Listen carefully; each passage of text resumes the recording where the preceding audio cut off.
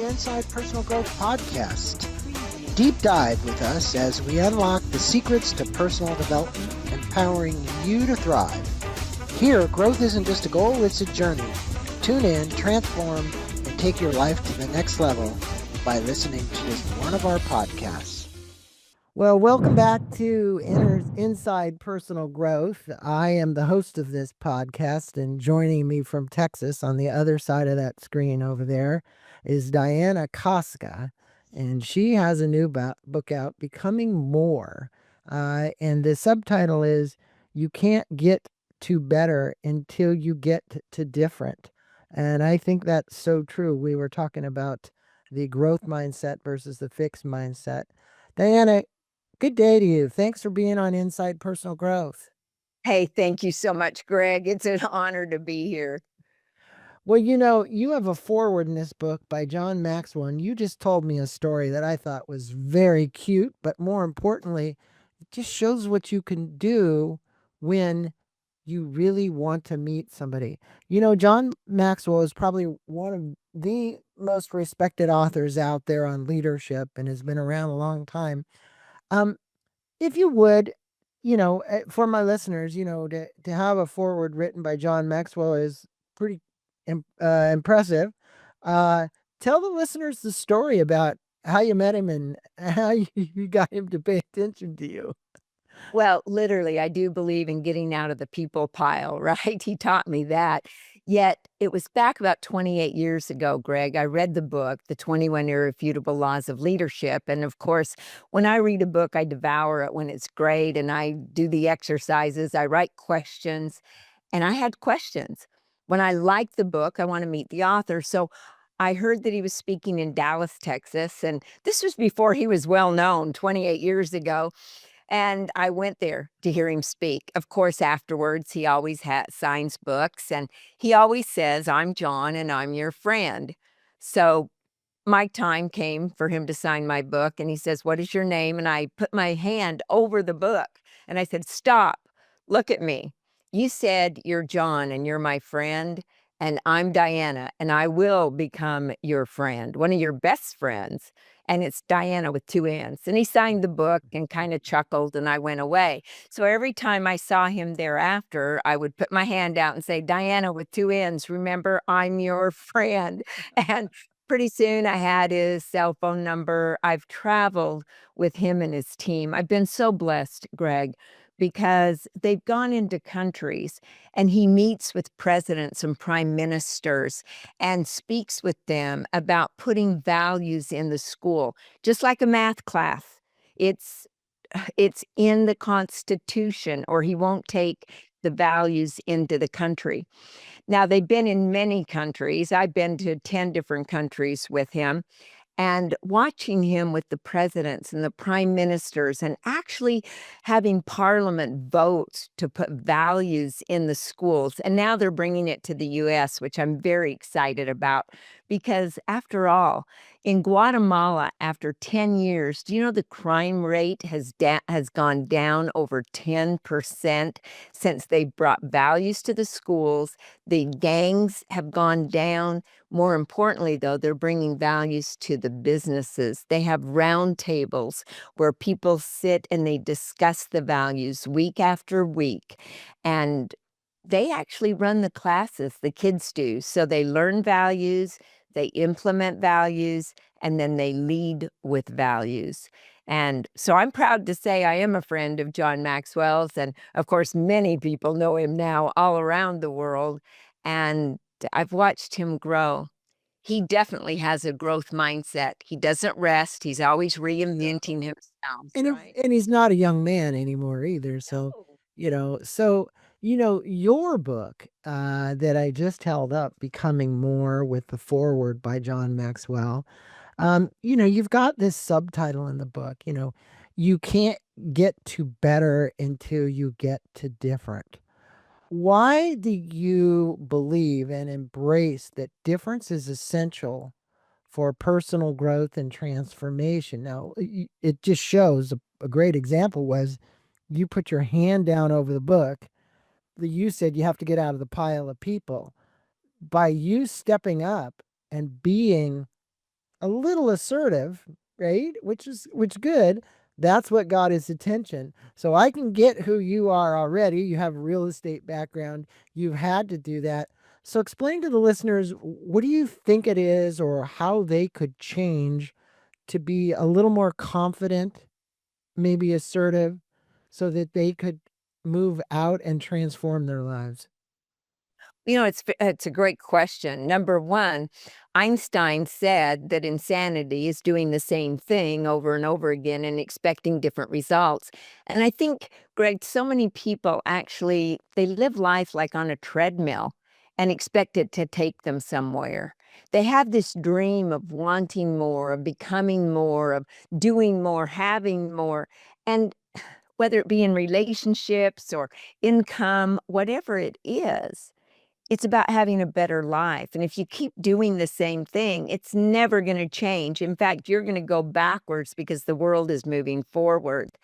Different is where you embrace something and say, "I don't like this, the way that it's happening," and instead of blaming other people, we look in the mirror and we say, "What can I do to change?" A perfect example is Blockbuster. They went bankrupt. Why? When Netflix came to them and said, "Buy us for 50 million," and they were making for over $400 million, it wasn't like they couldn't afford it. They said, "Oh, no, we don't wanna do that." And they said, "Absolutely not." Well, the person that started Netflix, there's a story out there, I don't know if it's true or not, it's a fun story, though. He had a late fee with Blockbuster. And it was $40, and he went in to negotiate, and they go, "Huh, we're not gonna negotiate." After all, they were making over $816 million, in late fees at the time, and he went home and he started this little company, Netflix. Then he went to them and said, "Hey, do you wanna buy Netflix? Because I think this is where the world is going." 5 CEOs kept saying no. Well, Netflix in the year 2023, I think made something like $33 billion. Big mistake. They weren't Yeah, it was look. interesting you're using this example, and not to interrupt, but I happened to be at a conference just 2 weeks ago where the CEO of Blockbuster and then he was the CEO of 7-Eleven was there, and he talked about this same story. And he said and he wasn't the one that was involved with Blockbuster when they were trying to make the decision. But what he did say is that the margins on what was happening with Netflix were not there to pay. I think he said $90 million or something is what they were they were asking for.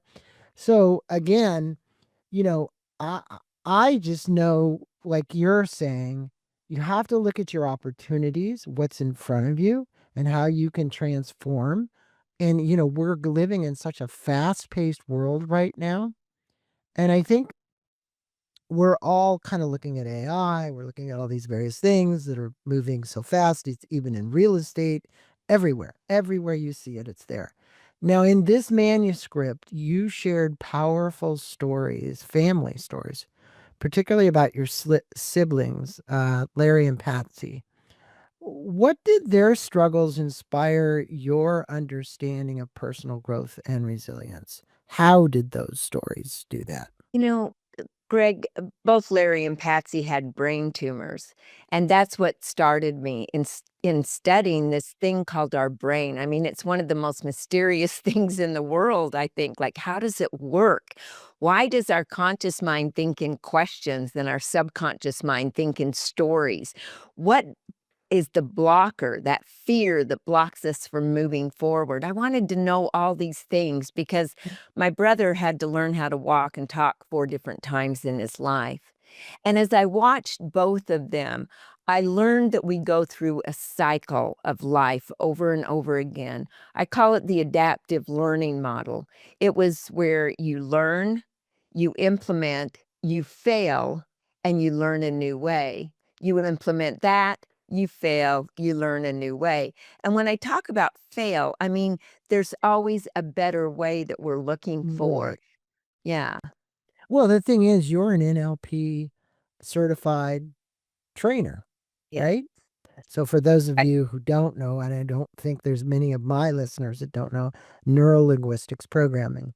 And it's Right. been out there in Bandler and who is the other person that started it. But you are certified, and that's why you study the brain, and that's why you're so focused, I would think, on the subconscious and how we actually can rewire and refire that, because you can create amazing things in your life by reprogramming your subconscious. And, you talk about shifting from a human being to a human becoming.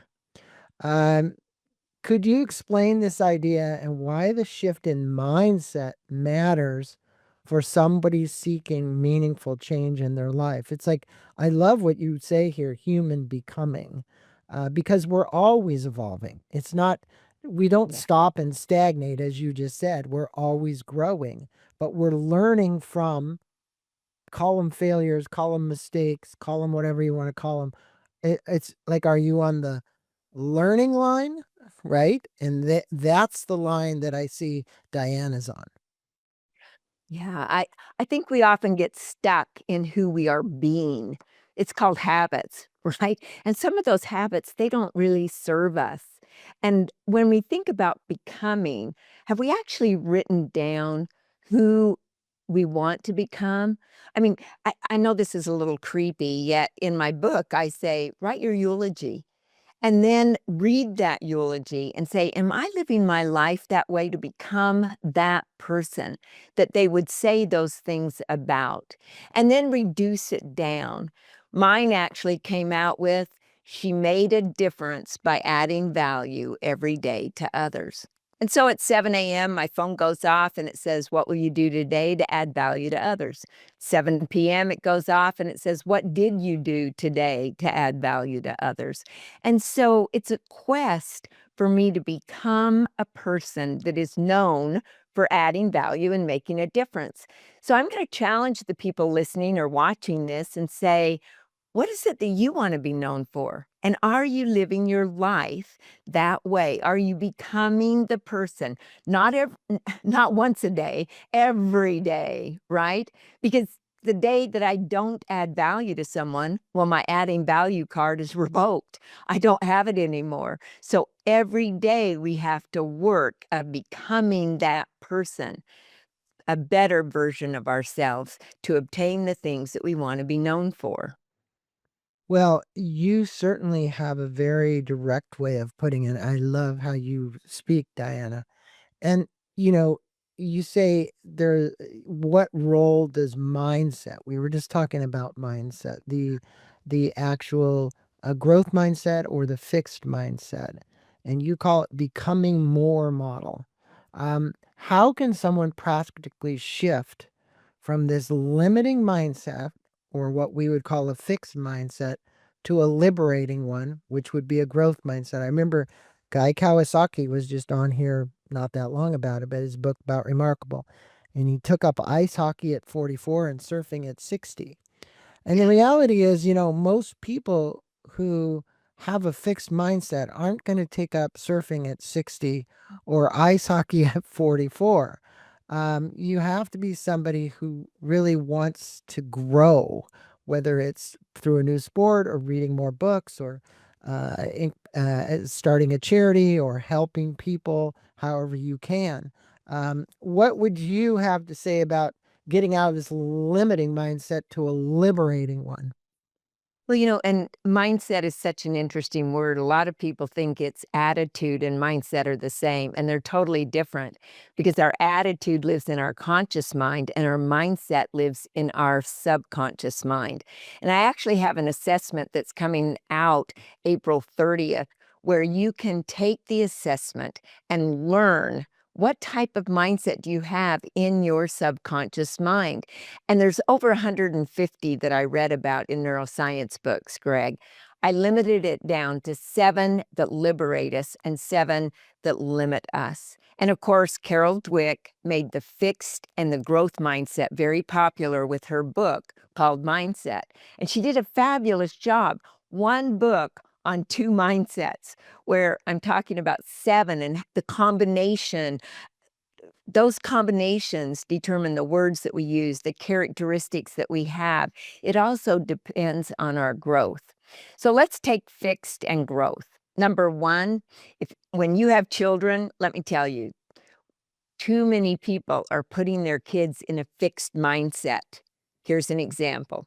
They get an A on a math test. Oh my goodness, I know that you were going to get an A. You're fabulous at math. You are so good at math. You are better than anybody I know in math.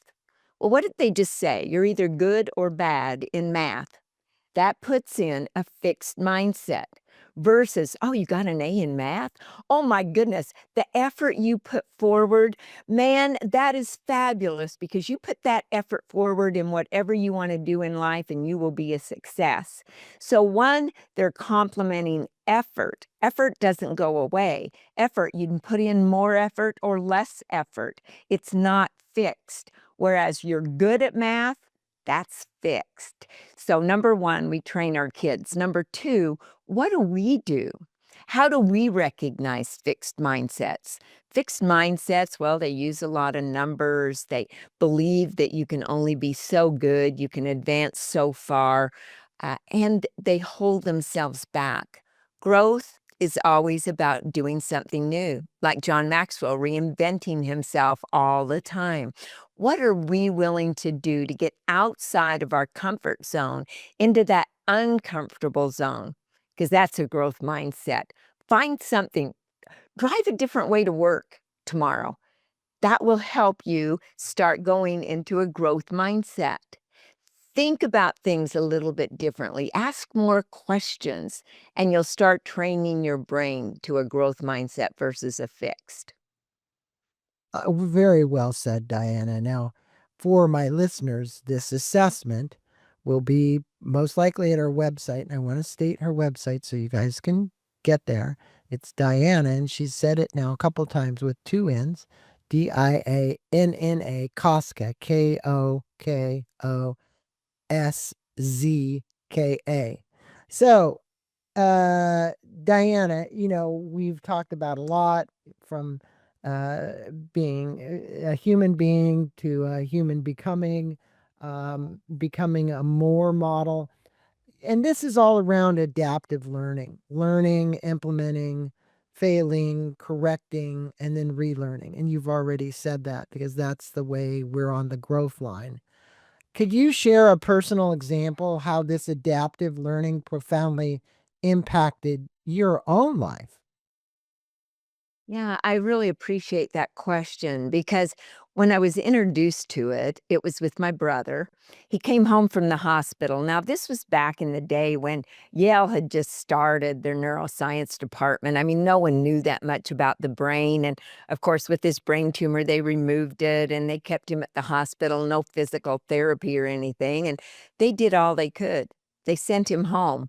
Mom and dad, in their infinite wisdom, they literally bought a tape recorder, which many listeners don't even know what that is today. Yet I would say a word, he would say the word, we'd rewind and play it back for him. I would say it again, he would say it again, and painstakingly we would go through it over and over again until he got the word right. And eventually, he started reading children's books, right, into the tape recorder. One of them was The Little Engine That Could. And when I heard that, I think I can, I think I can, I think I can, I went, is that really true? Or is that just a fairy tale like all the other ones, like Cinderella and all of those? And I started finding it was true that we had a lot to do with our outcome of our life based upon our thoughts.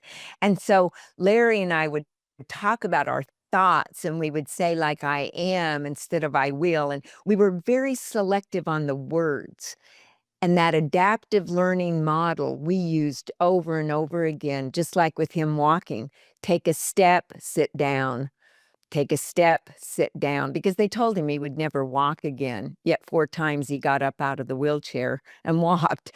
Not all at once, obviously. He had to work at it.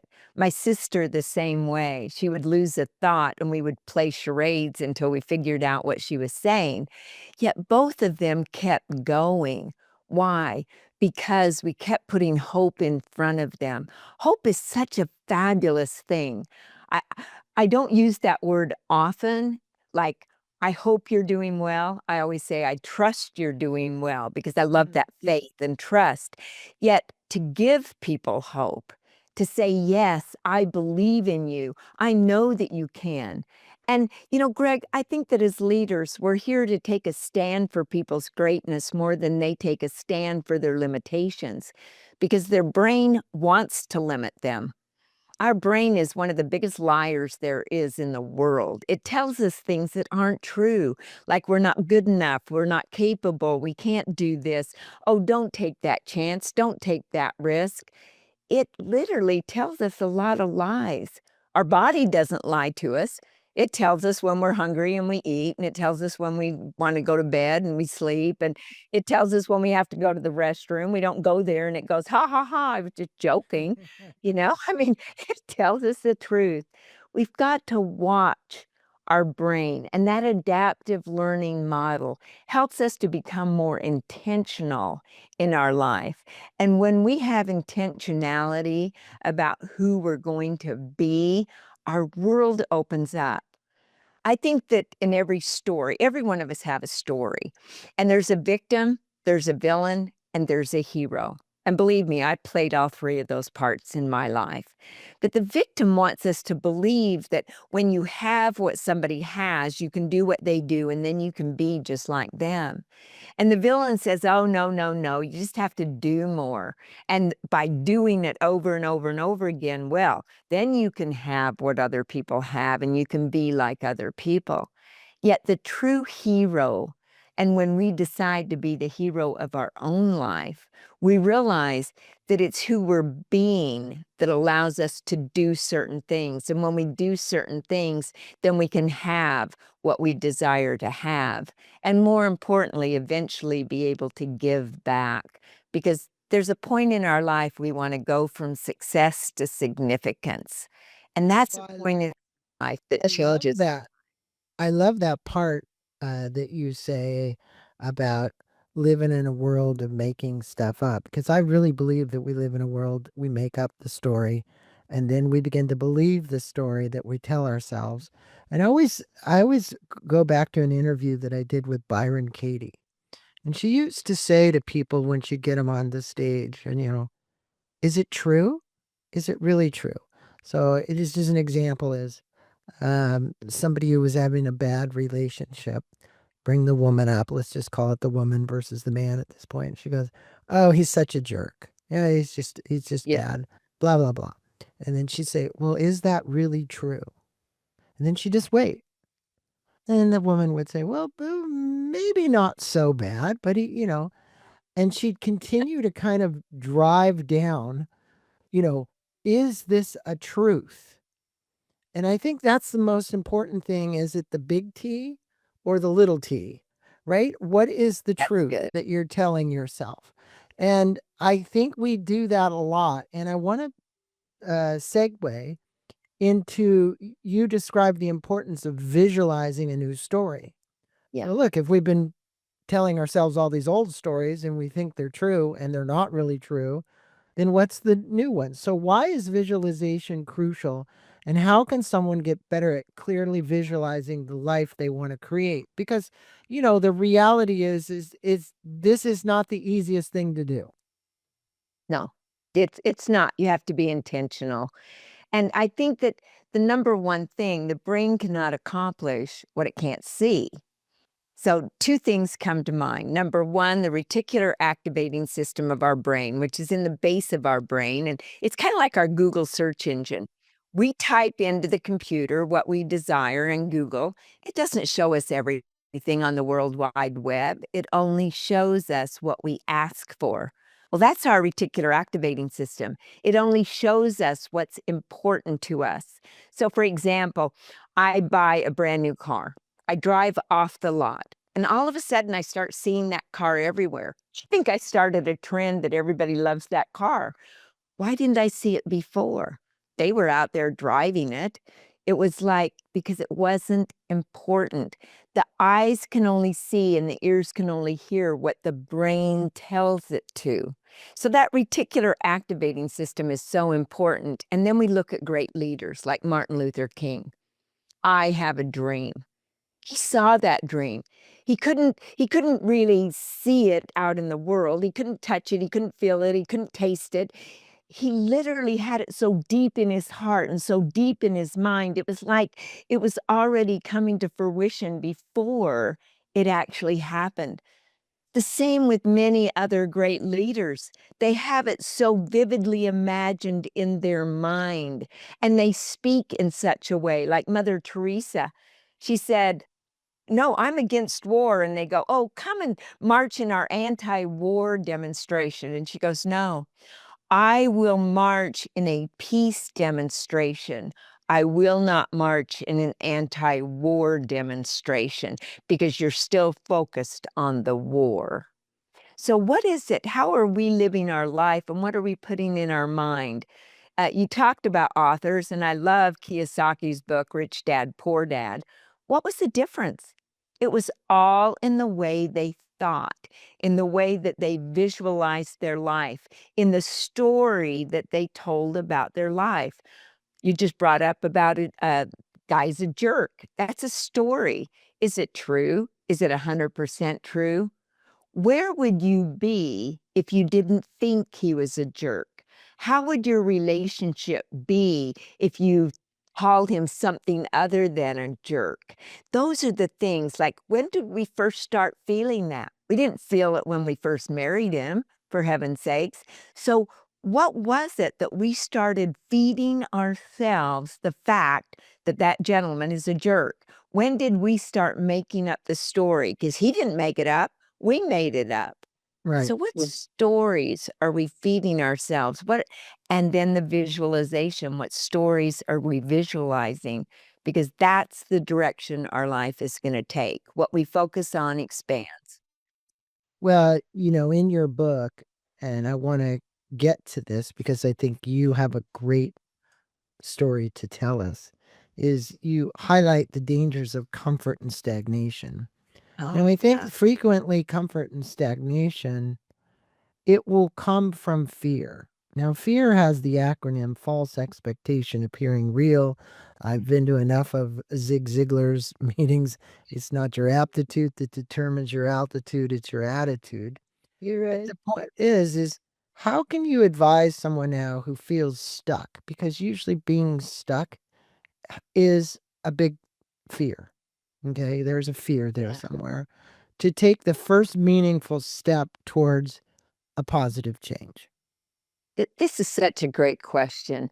And there's some people that think fear stands for forget everything and run. Right? So we got to not do that one. When we think about our lives, we all live in a prison.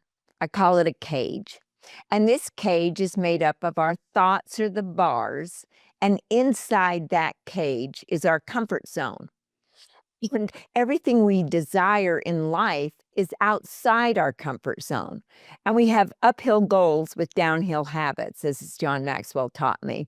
And so we have to start thinking differently to get out of that cage. So you brought up fear. Yes, it's a big thing and it holds us back. We're afraid. We want to look good and be right. When we're willing to give up looking good and being right, our whole world changes because we're willing to go outside the comfort zone. I want to tell you a story real quick because it's about prisoners that were in the prisons for 20 years. Do you know most of them end up going back in when they're set free? And they call it the Well, the six. recidivism rate is what you're talking about? Yes, and they call it the 6-12-6 syndrome. It's because they have breakfast at 6, lunch at 12, dinner at 6, and day after day, 6, 12, 6. And they get so fixed in their mind, and those neural pathways become so strong that it's the only thing that they know and that they can count on, that comfortable zone of 6, 12, 6. Well, now when you go outside, I mean, let's face it, the comfortable zone is the past. Everybody already knows what's happened in the past. So they're comfortable there and they keep recreating it because it's comfortable. What's out there in the future? We don't know. It's scary and fear does step in. And so these people, they're set free into the unknown world. They desire, the brain wants the comfort, it wants the routine. So, whatever we desire to do, the minute we step outside our comfort zone, our brain is going to go, hey, wait. You haven't done this before. Let's get back into the routine. Just like when I said, drive a different way to work. Oh, your brain will be fighting you the entire way because the way you drive is the comfortable way to work. And so just even doing that little thing will teach us how uncomfortable it is.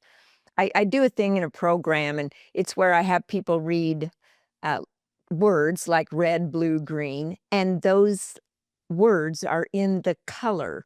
Red is red, and blue is blue, and green is green. And they can do this in about 6 seconds. One person did it in 4. They went through, it's 25 different words. Then I say, okay, now instead of saying red, it's in blue. We're going to say the color, not the word. So instead of saying red, you have to say blue because it's in the color blue. Do you know that takes them about 24 seconds?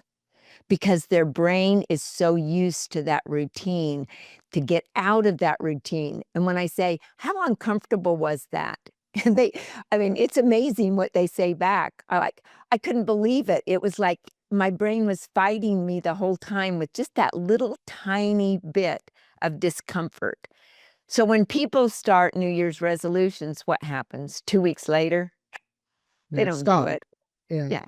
Yeah. And Well, it's a good way to actually explain that. And I think that, we're talking about fears, and fears come from how we've kind of programmed, as you know, as neurolinguistic, somebody who has a certification in training it, you know, those fears are deep seated from frequently stories in the past, places we've been, and we haven't been able to, we haven't been willing to dig them up and deal with them, right? How to change them, what we can do to change them.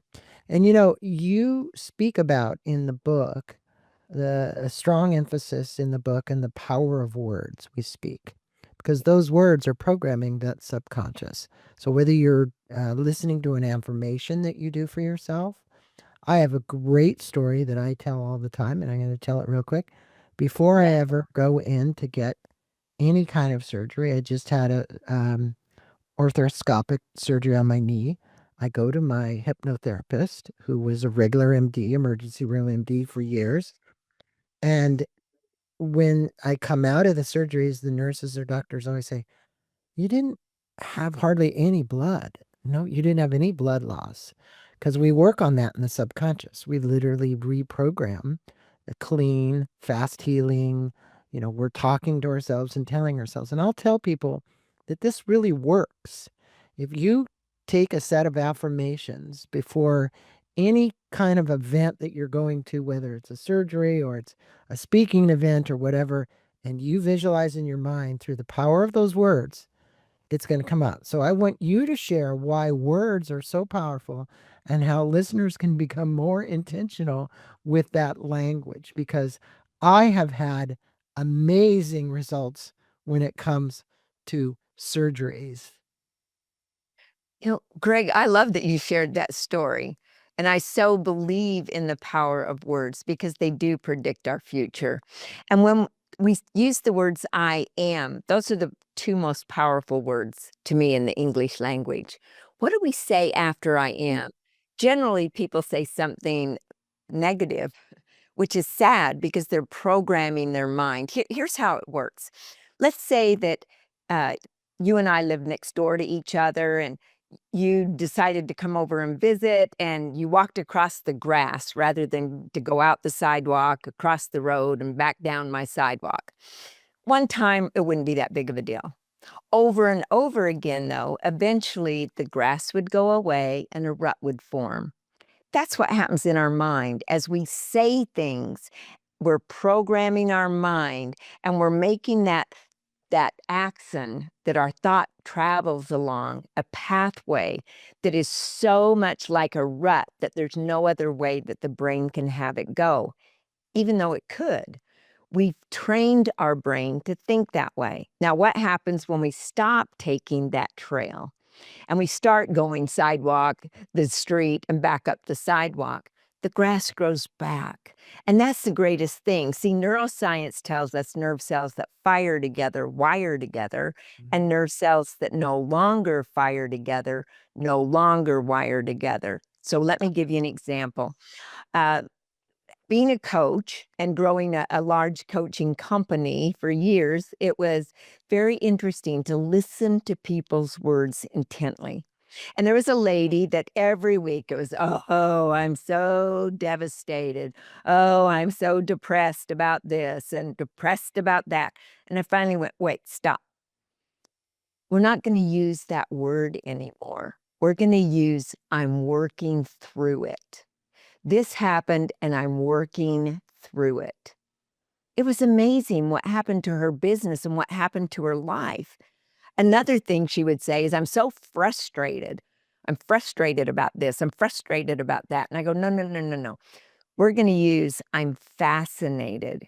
Because see, frustration actually shuts the brain down. It clamps hold of that problem that we have and focuses on that problem so much that people think they're getting rid of the problem. Well, if we're focused on the problem, we're still focused on the problem, even when we say, oh, we're looking for a solution.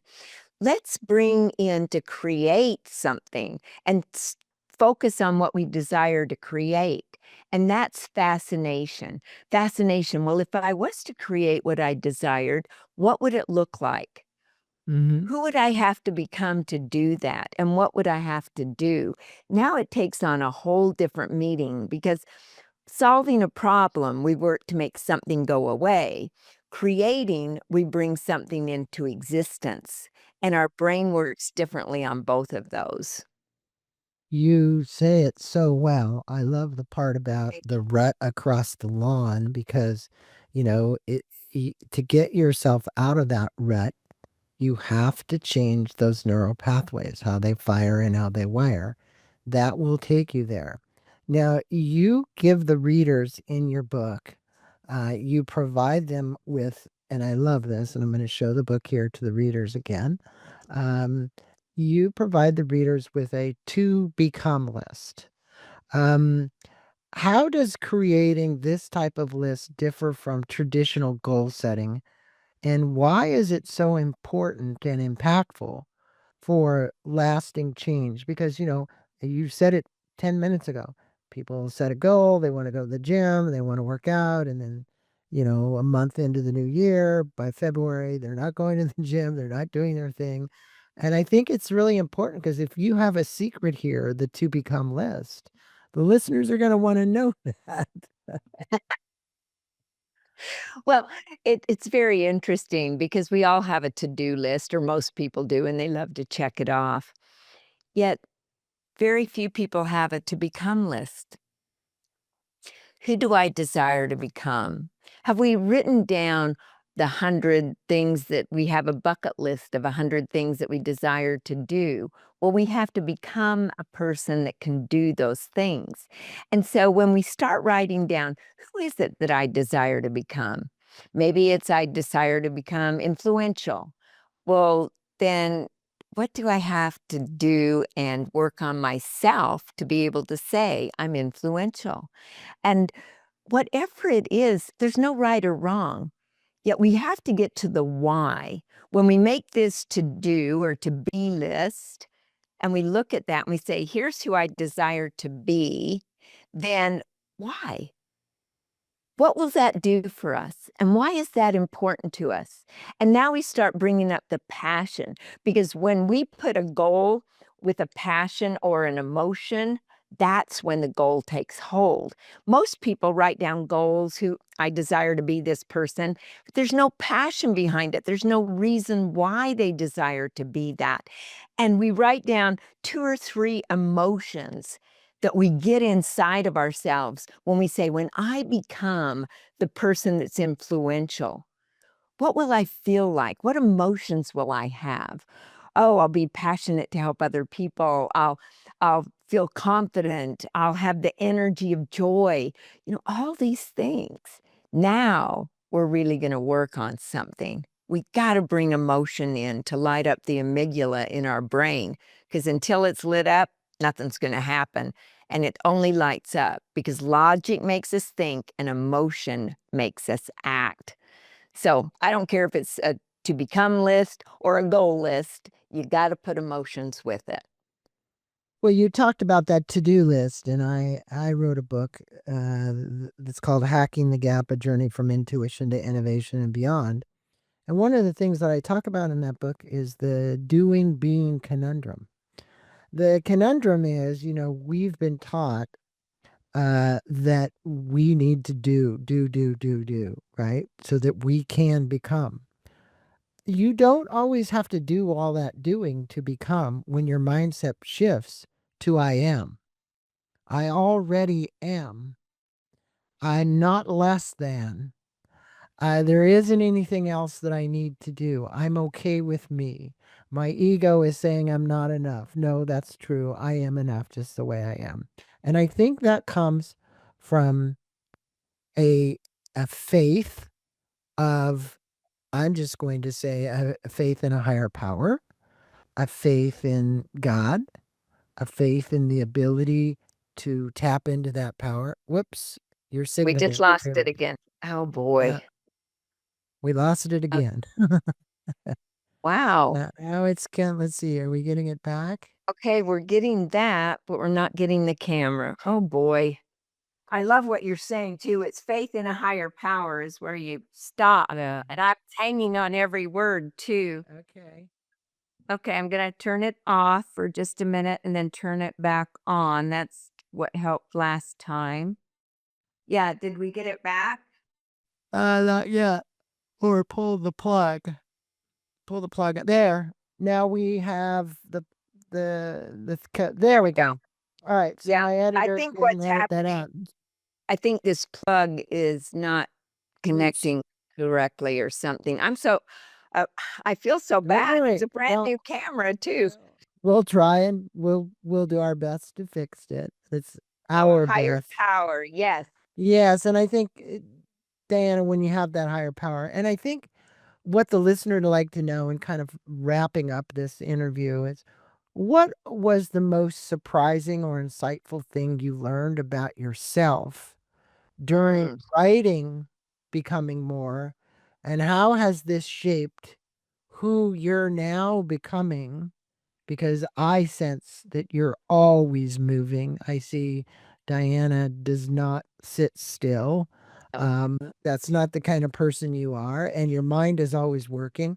So, what would you say happened during this journey of writing the book? And then, what do you think it's done for you to continue to become more of who you are? Well, I so appreciate that question.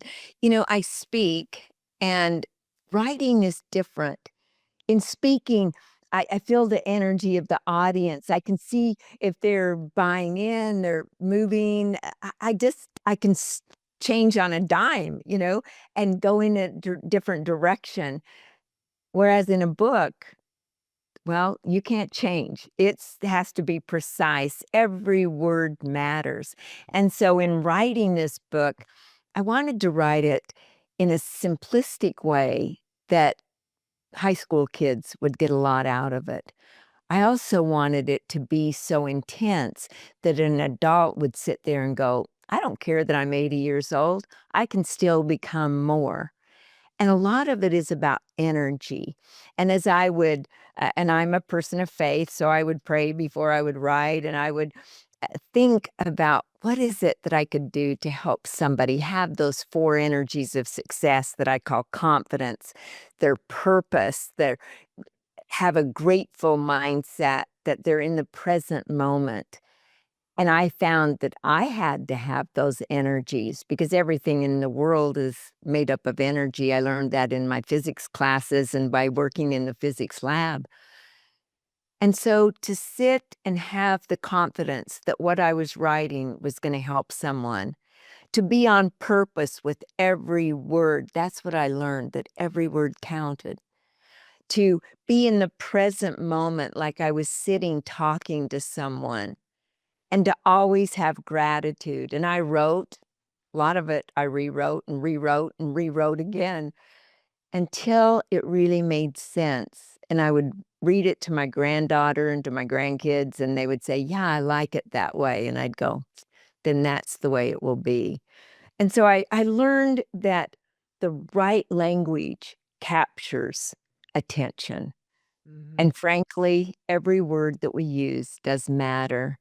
And so at the ending, I'd really like to have people watch their words, especially the words they use around and to their children, to their spouses, to people that they desire to have a relationship with.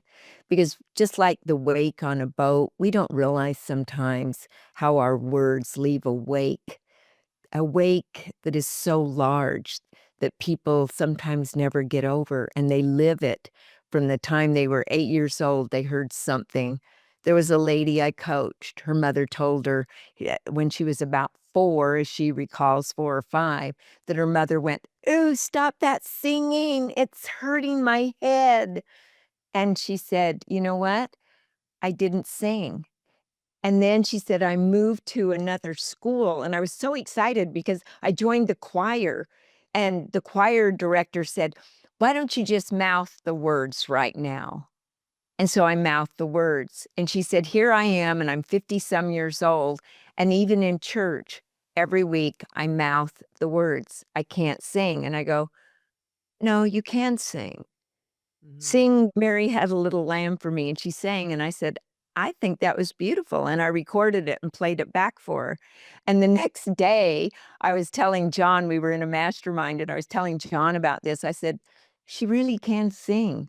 Do you mind if I ask her to sing in front of everybody today and tell the story?" So she told the story, and I said, "Why don't you stand up and sing?" Well, everybody gave her a standing ovation. She called me about a week later and she said, "You know what I did today? I actually sang in church today.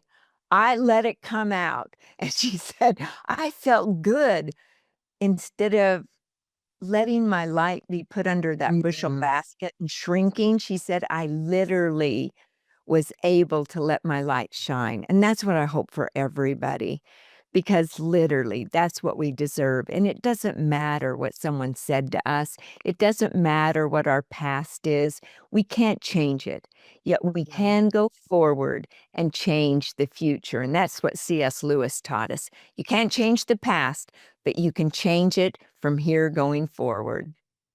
As my little mother used to say, yesterday is a canceled check, tomorrow's a promissory note. The only thing you have is today. So make the best of today. And Dianna, thank you for that story. That was a great story. Believe in yourself, believe in the powers that are greater than you to help guide you and serve you. Blessings to you, Dianna. Thanks for being on Thank you Inside so Personal much. Growth. For all my listeners, we're going to put links in the YouTube to all of her places where you can reach her on social media. It's been a pleasure having you on. For all my listeners, here's the book again, Becoming More, and it's by Dianna Kokoszka. And please go out and get a copy of that. We'll put a link to Amazon to it as well. Dianna, Thank you. thank you.